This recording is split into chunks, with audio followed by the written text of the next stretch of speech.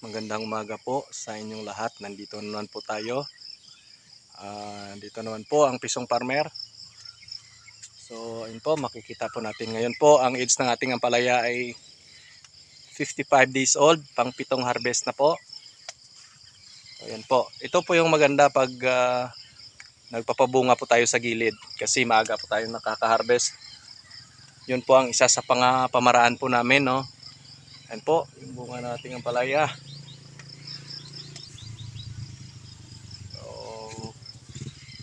Madaling araw po, nag-harvest na po tayo, alas 3, madaling araw.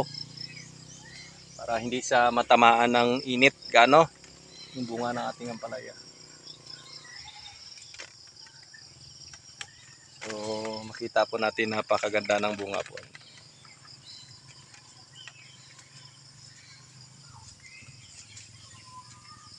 Shout out po kay Arman Bacnan, dyan sa Palawan. Sa ating mga subscribers po, no? At saka yung mga sumasubaybay po sa ating mga videos na kung saan po ay sana makatulong po sa inyo, no? Ngayon umulan naman, no? Halos magdamag na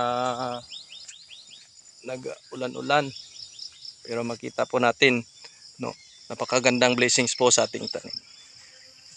Yan po, makikita po natin yung bunga ng ating ampalaya. So, medyo marami-rami siguro ngayon. Abangan nyo po kung ilang kilo po yung aming harvest.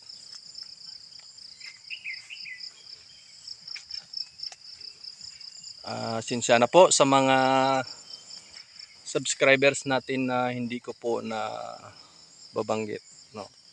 Diyan sa Palawan, sa Kalibo, no, sa Aklan. So, sundan nyo po yung aking pamamaraan. Yung mga baguhan lang po na gustong matuto, yung mga magagaling na po, wala tayong masasabi dyan kasi marunong na sila.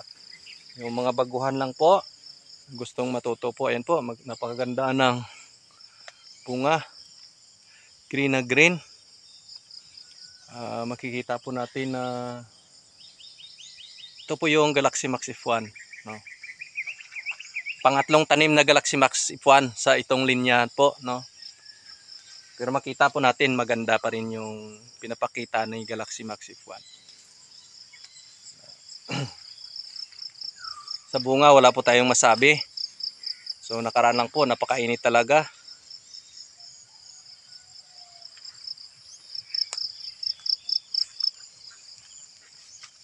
Ayan po. Nakikita po natin. Yung mayroon po tayong mga nakita po na nag-share din ng kanilang pagtatanim. Mayroon po ako doong nakita na pangalawang tanim pa lang ay marami pong nalalanta ng kanyang tanim.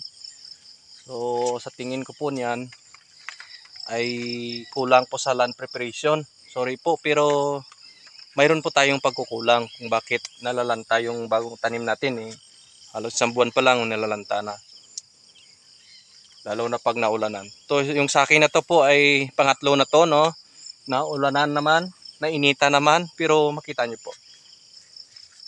Ang ganda ng bunga. Yan po. So, sana makatulong po yung aking mga videos, no, mula nung land preparation. Subscribe nyo po. Huwag niyong kalimutan para update po kayo sa aking mga videos na kung saan, lalo na sa mga baguhan, ay makatulong po, no?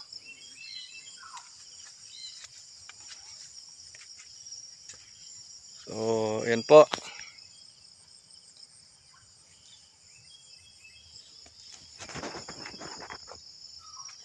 Yan po, maganda talaga yung bunga.